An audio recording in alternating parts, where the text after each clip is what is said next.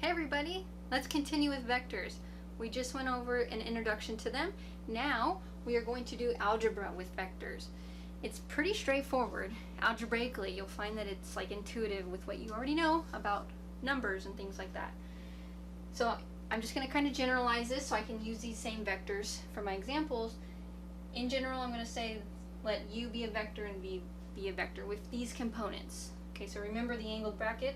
That's my vector, and this is where the vector ends. It ends at these points in 3D space. This one ends at these points, or this point. Okay, so what can you do? What kind of algebra? Well, first we're going to add and subtract. So if I add or subtract vectors, really straightforward.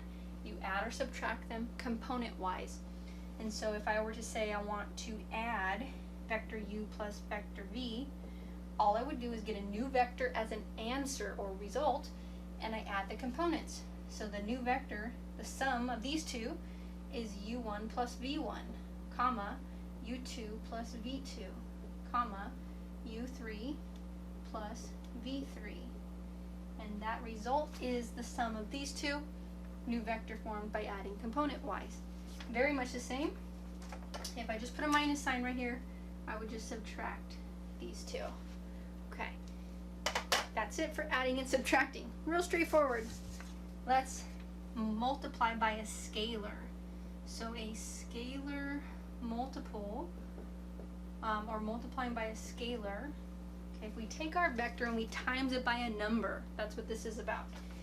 If I said k times my vector u, that just means that I take every component of u and times it by this number k. So k times u1, k times u2, k times u3. And just so you get some intuition about this, first of all, k is just some number, some constant. If I times k, or times by, let's say a larger number, so like a whole number but bigger than 1, so like 2, 3, 4, 5, it's going to actually make my vector grow, like look longer. If I times by a smaller number, like let's say a fraction, if I said 1/2 times my vector u, it's going to actually shorten my vector. Alright, so that's what the scalar multiple would do to it.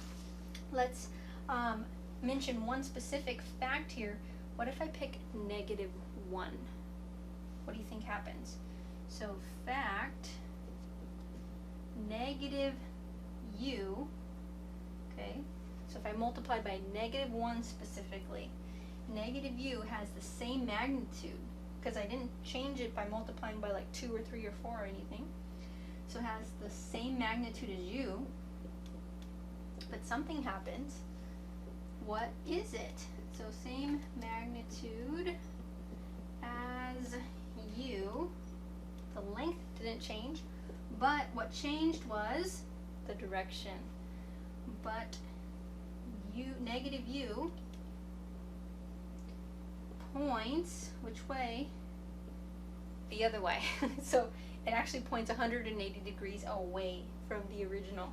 So points in, we'll say, the opposite direction. Opposite direction. Okay. So let me draw that real quick. Let's get rid of this add part. So if u, I'm going to just make it real straightforward and go completely to the right. So let's say u looks like this. This is my vector u. Then negative u would look exactly like this. It would be the same exact length, but just point the other way, 180 degrees. So a negative vector just means that it points the other way. Alright, now I'm going to show you the same kind of thing with algebra with vectors, but this time visually, because sometimes you might be given what the vectors look like and you still need to add or subtract them. So let's see what that looks like. So visually, we're going to add and subtract some vectors. We'll leave that there for just a sec. So geometric interpretation, if you want to call it that. So geometrically, let's take a look. If we were to add, I'm going to draw some vectors, and then I'm going to try to be consistent with my drawing for the adding purposes. Okay, so here is, let's use colors. Here is u, purple, here is v.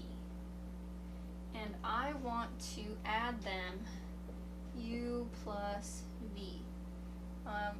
So you might find that you tend to forget to write this, or you just stop at some point, but if you forget the little hats on top of them, the little arrows, as long as you know it's a vector, that's okay. Now if I add these, here's how you do it. You are going to, drawing wise, try to stay consistent. Keep the same lengths, okay, in the same directions, but what you do is you take the vector u and you take the vector v, and you're going to take the tail of v and kind of think of it like moving it and slide it to the head of u. Okay, so I'm just going to stay right up here. I'm not going to move u just so I don't have to redraw it, but v, same length, same direction, but I'm placing it at the head of u. Okay, all right, and then now what's the answer? What's the sum? Well, right here is the sum. This diagonal thing right here, this is the sum. This is u plus v, the resultant. Okay, so the resultant is what we get from adding these vectors.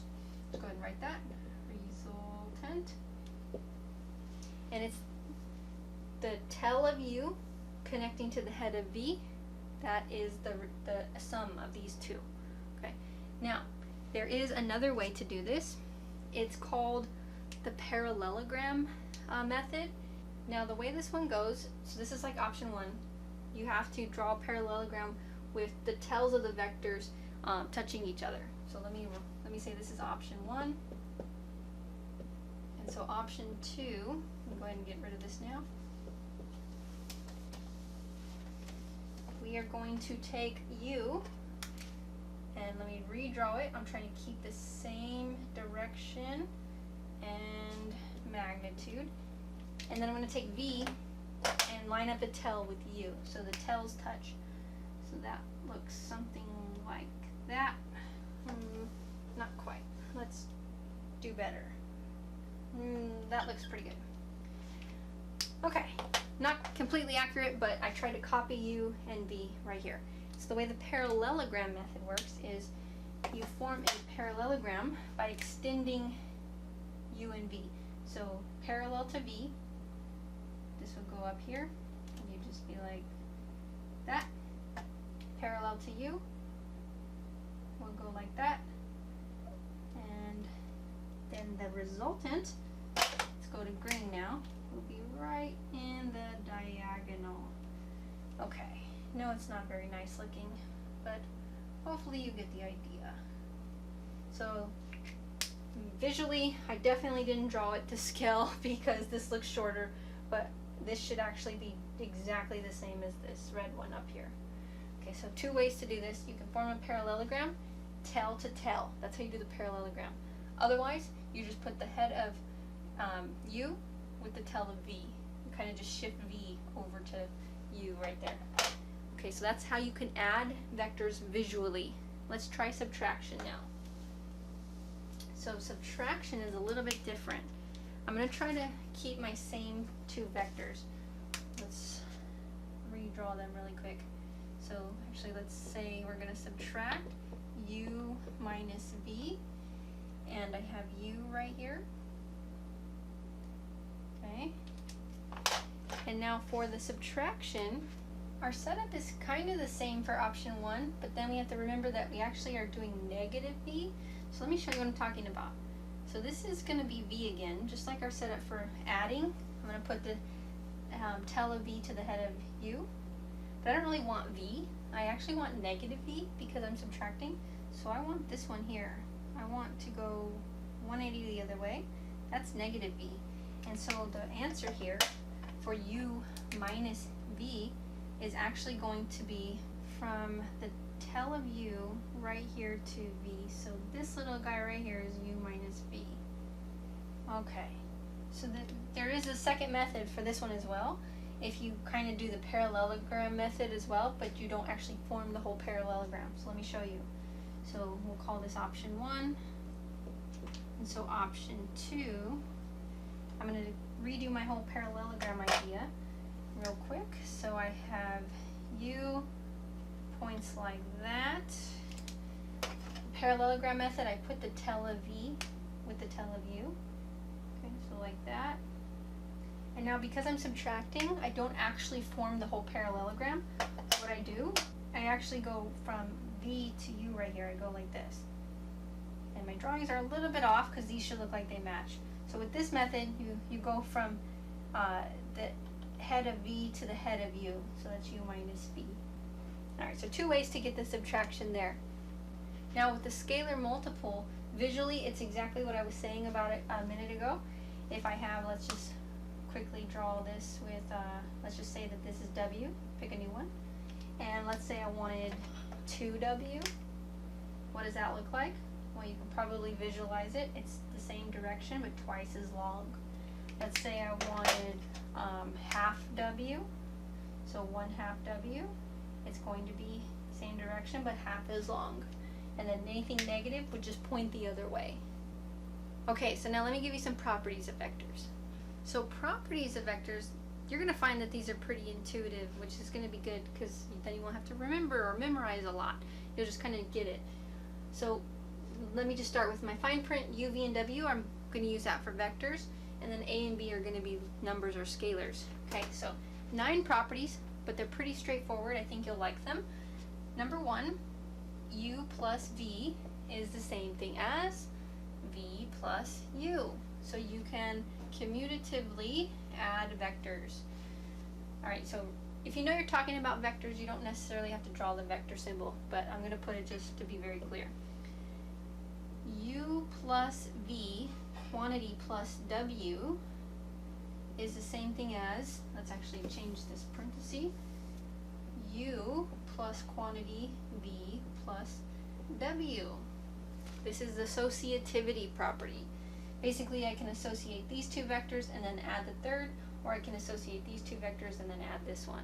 And you're going to get the same answer.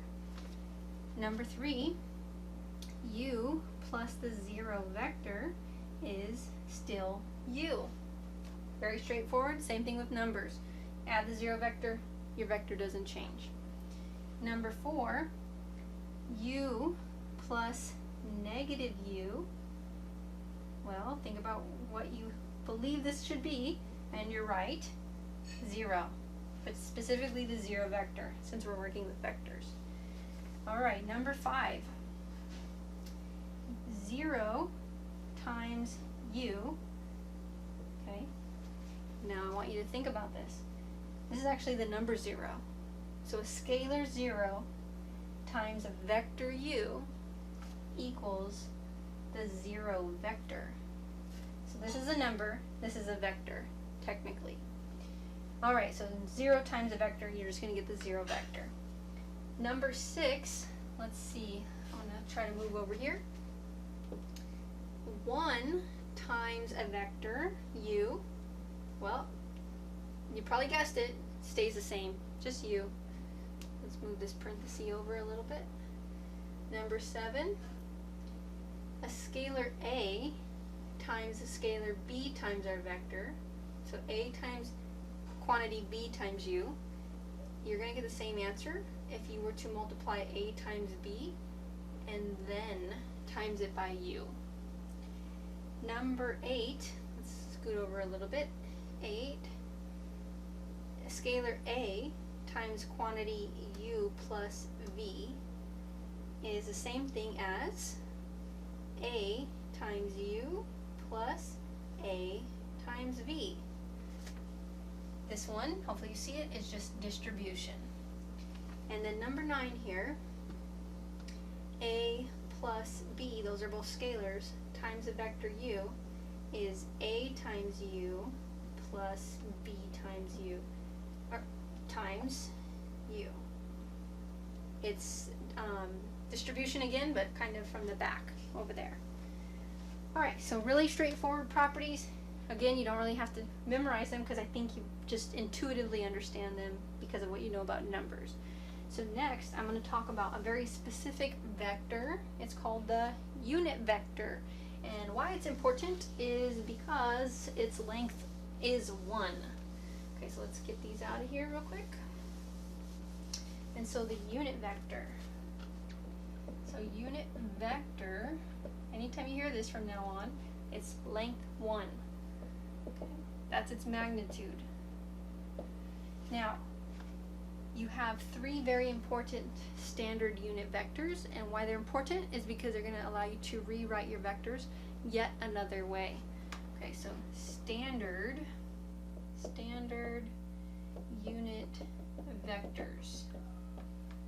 Okay, so we have 3 of them, and they are denoted I, J, and K. You might have seen these somewhere maybe before. Now they are vectors, so I'm going to use my angled brackets for each of them. And I is the vector that's length 1 in the x direction.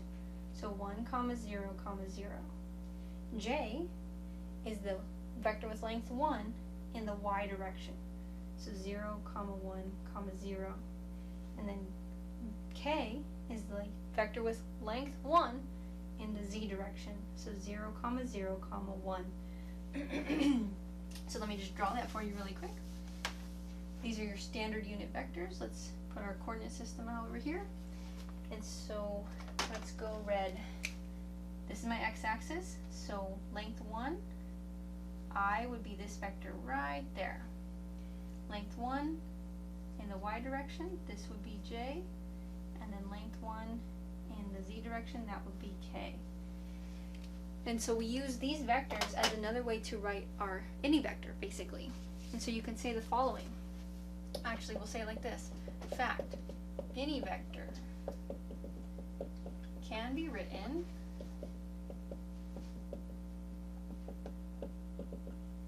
using I, j, and k. So we have, let's say, let me give you this example actually. We're going to go with the vector 2, 3, -1. And so notice this is in component form, so I want you to hear and recognize the difference. This is a component vector, it's in component form because you know the x, y, and z components, and you see these angled brackets. You can rewrite this as the following, and you can skip this step after this very first example. You can jump into the answer because you'll see how easy it is. This is the same thing as 2 times this I vector, the vector 1, 0, 0, plus 3 times this j vector, 0, 1, 0, plus -1, actually we'll say -1 times this k vector, 0, 0, 1. Let me go ahead and erase my drawing. So here's the step that you can jump to. What you want to say is that this is the same thing as I. So this is 2I. This is the same thing as j. So 3j. And then this is k. So -1k. And if it's a 1, we tend not to write it. So this is the exact same thing as this. So you have choices. Feel free to do both or either one. Sometimes you might want to write IJK form. Sometimes you might want to write the angled bracket component form. Just, it's up to you, okay? And then something I do want to mention, don't do both together. Don't do this, okay? So don't do 2I, 3j -k, because it's redundant. The angled brackets is component form. IJK is vector standard unit vector form. So don't do both. Don't do this. So pick one or the other. Okay, so now that you know 2 things, that a unit vector has length 1, and these are your 3 standard unit vectors, well, how do you find a unit vector in any direction? It's very simple actually. So let's get rid of this, remembering that we're looking for length 1 to be a unit vector. And so in general, any unit vector, so if I know my vector is v, okay, then the unit vector is going to be like this. V divided by its magnitude. So the unit vector in the direction of v. Well, let's add for v, for this vector. Alright, so if I know my vector points some direction, but its length could be anything, if I want to make sure its length is 1, this is how I do it. I take the vector and I divide it by however long it is currently, and that creates a unit vector. This will always be length 1 when you do this. And it points in the direction of the original vector. So what you can do is you can write your vector in what I would say sometimes is a more meaningful way. You can break this apart as the product of the length of the vector times its direction. And so the length is the magnitude, but because we turn this into a unit vector pointing in this direction, this actually just represents direction. So it's length 1, so it's just really telling me which way I'm pointing. So this is going to be v over its magnitude. Okay, let me make this a little bit more clear. Let's make this stand out. So it's length here times its direction. And sometimes this will be helpful because I want to know exactly these two things separate. How long is it? Which way does it point? This is how I could do that. So let me give you an example like this one. Okay, so here's this example I want to do with you. A force of 6 newtons is applied in the direction of this vector v, 2I plus 2j minus k. Express this vector force F as a product of its magnitude and direction. Alright, so we actually know its magnitude because we are told 6 newtons. So that's its magnitude. So we have given that the magnitude of the force is 6, or 6 newtons. Now, we need its direction. We know it points in the direction of v, but we want to shorten that and make sure that it's a unit vector. Then that's representative of its actual direction with no factor for the magnitude there other than 1. And so what I need to do is I need to figure out v's direction specifically. So what we have to find is the direction of v, which is its vector divided by its magnitude. Okay, so this is how I get the direction. The vector divided by its magnitude. So the vector is what's given, 2I plus 2j minus k, but its magnitude, I actually need to find that. So our magnitude formula is square root, and I just take the components of this vector. This is in standard form, or standard position, so I just take the components, I'm going to square them and then add them. So 2 squared plus 2 squared plus negative 1 squared. So this is how you find the magnitude, okay, or the length. Now I'm just going to simplify. This is going to be 4 plus 1. So on bottom, that's square root 9, 3. So we're going to have 3 on bottom, 2I, make that an I better, plus 2j minus k. And technically these are still vectors, so feel free to write the vector notation on them. Okay, I'm just kind of leaving it off, but feel free to put that. And now I'm going to make this slightly more meaningful and just separate this. So this is 2/3 I plus 2/3 j minus k over 3.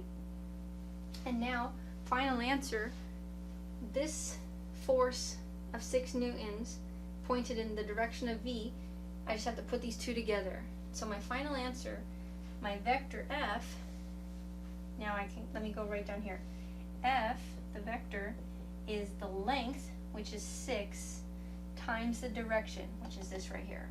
So times 2/3 I plus 2/3 j minus 1/3 k. Let's put it as 1/3. And yes, I know I can distribute the 6, but then that wouldn't be answering the question the way it was asked. So it said write it as a product, so instead of distributing the 6, I'm actually going to leave it as this product. Okay, that's it for this one.